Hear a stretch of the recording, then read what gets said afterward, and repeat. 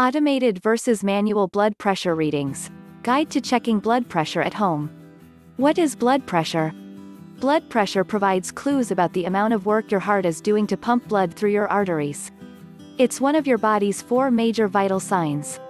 The other vital signs are body temperature, heart rate, breathing rate. Vital signs help show how well your body is functioning. If a vital sign is too high or too low, it's a sign that something may be wrong with your health. Blood pressure is measured using 2 different readings. The first reading is called your systolic pressure. That's the first or top number in a reading. The second reading is your diastolic number. That one is the second or bottom number. For example, you may see blood pressure written as 117/80ths of a millimeter Hg, millimeters of mercury. In that case, the systolic pressure is 117 and the diastolic pressure is 80.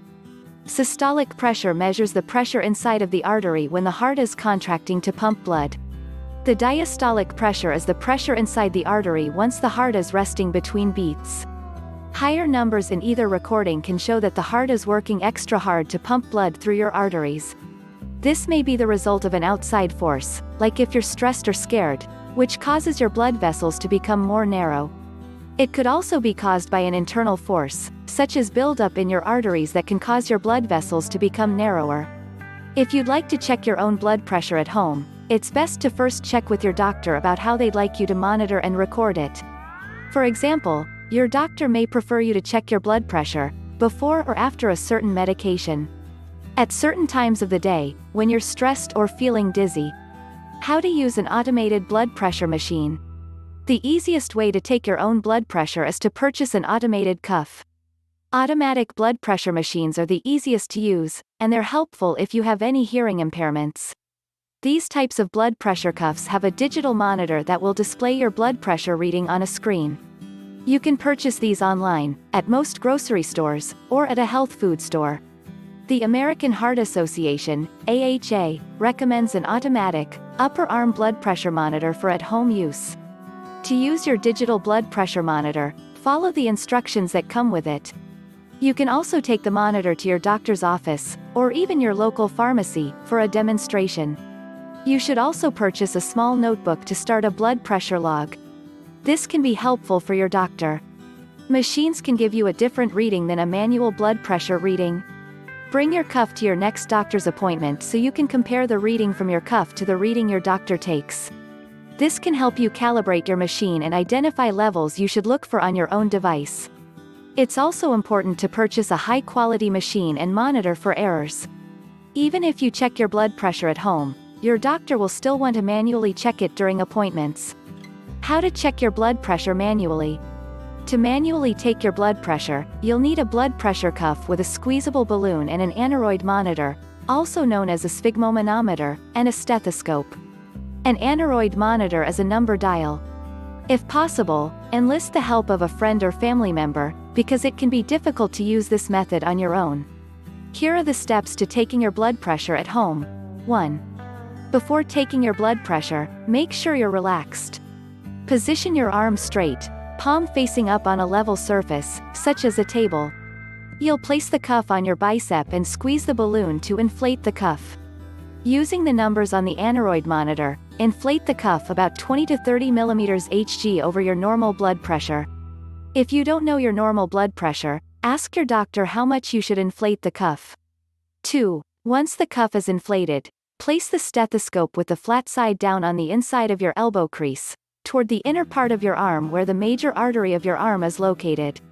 Be sure to test the stethoscope before using it to make sure you can hear properly. You can do that by tapping on the stethoscope. It's also helpful to have a high-quality stethoscope and to ensure that the ears of the stethoscope are pointed in toward your eardrums. 3. Slowly deflate the balloon as you listen through the stethoscope to hear the first whoosh of the blood flowing, and remember that number. This is your systolic blood pressure. You'll hear the blood pulsing, so keep listening and allow the balloon to slowly deflate until that rhythm stops. When the rhythm stops, record that measurement. This is your diastolic blood pressure. You'll record your blood pressure as the systolic over the diastolic, such as 115/75. What does your blood pressure reading mean? If this is your first time taking your blood pressure, discuss the results with your doctor. Blood pressure is a very individualized vital sign reading, which means it can be very different for each person. Some people have naturally low blood pressure all the time, for example, while others may run on the higher side. In general, a normal blood pressure is considered anything less than 120/80ths. Your own personal blood pressure will depend on your gender, age, weight, and any medical conditions you have. If you do register a blood pressure reading of 120/80ths or over, wait 2 to 5 minutes and recheck. If it's still high, talk to your doctor to rule out hypertension. If your blood pressure ever goes over 180 systolic or over 120 diastolic after a repeat reading, seek emergency medical care right away. What's the outlook? Monitoring your blood pressure can help you and your doctor identify any issues early on. If treatment is needed, it's better to start it earlier before any damage has occurred in your arteries. Treatment may involve lifestyle changes, like a balanced diet low in salty or processed foods, or adding exercise to your regular routine. Sometimes you'll need to take blood pressure medication, like diuretics, calcium channel blockers, angiotensin-converting enzyme, ACE, inhibitors, angiotensin II receptor blockers, ARBs. With proper treatment and lifestyle changes, you should be able to control your blood pressure. Tips for using your blood pressure cuff. To get the most accurate blood pressure reading, remember the following tips. Make sure the blood pressure cuff is the right size for you. Cuffs come in different sizes, including pediatric sizes if you have very small arms. You should be able to comfortably slip one finger between your arm and the cuff when it's deflated. Avoid smoking, drinking, or exercising 30 minutes before taking your blood pressure. Be sure to sit with your back straight and your feet flat on the floor. Your feet shouldn't be crossed. Take your blood pressure at different times of the day and record exactly what time each blood pressure measurement is taken. Rest 3 to 5 minutes before taking your blood pressure and a few extra minutes if you've recently been very active, such as rushing around. Bring your own at-home monitor to your doctor's office at least once a year to calibrate it and make sure it's working correctly.